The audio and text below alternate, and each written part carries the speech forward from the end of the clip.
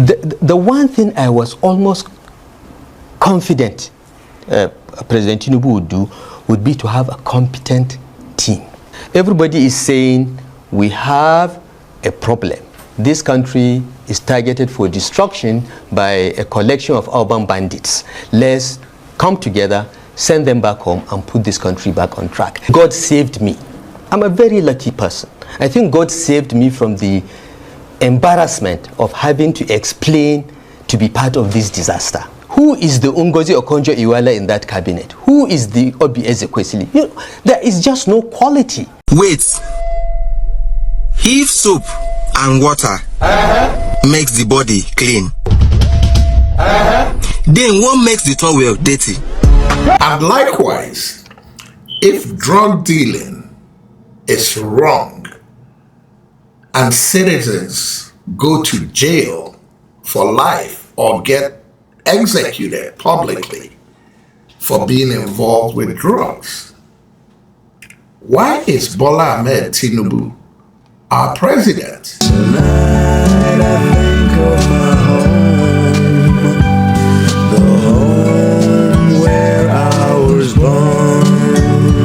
Hello everybody, once again this is Fred Nwankwo coming to you from our studios in Chicago with another edition of Bold Talk on Allen TV. And as usual, I like to say good morning, good afternoon and good evening to you depending on where you are around the world. Do you believe El Rufai?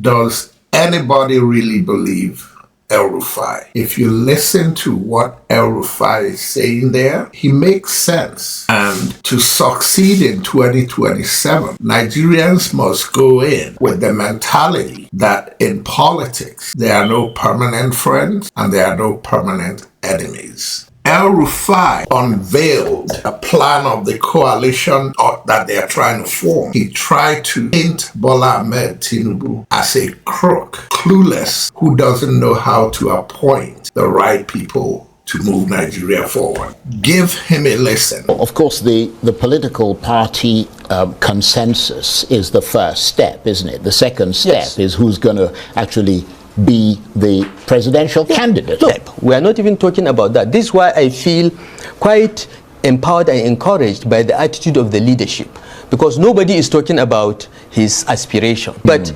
nobody is talking about I want to be the president or leave this for me and so on. Everybody is saying we have a problem. This country is targeted for destruction by a collection of urban bandits. Let's come together, send them back home, and put this country back on track. Of course, Bola Tinubu's puppeteers are now denying that. They are saying all kinds of things, and they will learn their lesson in 2027. Bola Tinubu was never someone I was close to, even in the party, because in the party I was a Buhari boy. Bola has his boys, Buhari had his boys. We are Buharists. No apologies. So Bola Tinubu never really liked me. We never really got along. Some people said Bola Tinubu is not his name.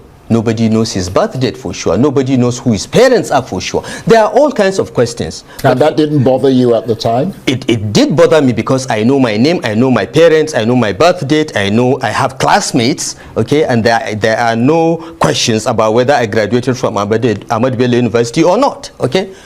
All those questions were there about about Tinubu. But for me, the question was, he was governor of Lagos, yes? How did he govern Lagos? He governed Lagos in a very inclusive manner. He had an Igbo guy as a commissioner. He had another Hausa man from Daura as one of his special advisors. In Lagos, in 1999, that was almost unique. He ran an inclusive government.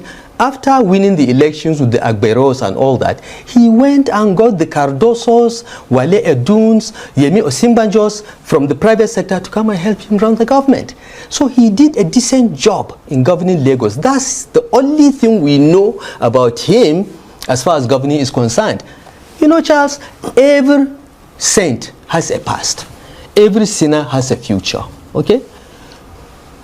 The way I looked at it is, well, look, he did a decent job in Lagos. Lagos has improved. You can't deny that. He laid a foundation. Many people have issues about how he held on to Lagos and so on and so forth. But the place is improving. If he can do half of that on a pan-Nigeria level, this country will move forward. Fast forward. And he's failed you. Fast forward. As you say. He has. Look, the one thing I was almost confident President Tinubu would do would be to have a competent team, solid people. Look at his cabinet. It's a joke. The largest cabinet in Nigeria's history, maybe there are 5 ministers that can be called ministers in the time I was minister, which was 20 years prior. Okay? Who is the Ngozi Okonjo Iwealas in that cabinet? Who is the Obi Ezekwesili? You know, there is just no quality.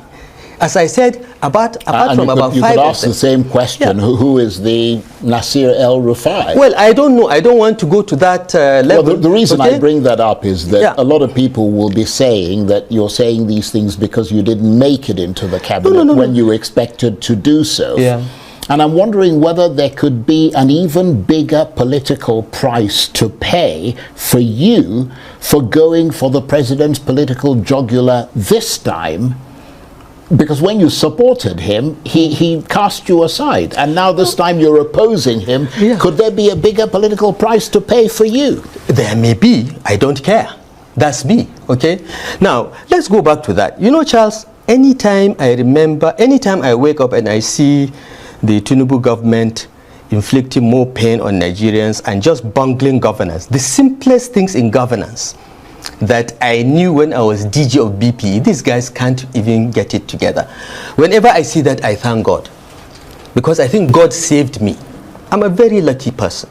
I think God saved me from the embarrassment of having to explain to be part of this disaster. And now I'll conclude on this note. Igbos say that Aruru and Abuafu Ogoro Menala. Nigerians have tolerated so much lying from Bola Ahmed Tinubu that he lies like if he doesn't think twice before lying. At a press conference the other day, he introduced a man from Belarus as his classmate in Chicago. The man's name is Alex Zingman. He cleverly didn't say that it was a classmate from Chicago State University. And he said, our university will be very proud of us. But he didn't name which university. This man is nothing but a scam artist who may have been in Chicago with Bola Ahmed Tinubu. But if they had any dealings together, if we go back and investigate, it wouldn't be unlikely that what you'll find out is that it's some kind of partner he had during his drug days. I just thought I'd mention it in conclusion. I'll show you a video of Alex Zingman being arrested in the Republic of Congo. That's the man Bola Ahmed Tinubu proudly introduces to Nigerians as his classmate in Chicago. To all of you, Alex was my very good neighbor and went to the same school with me in Chicago.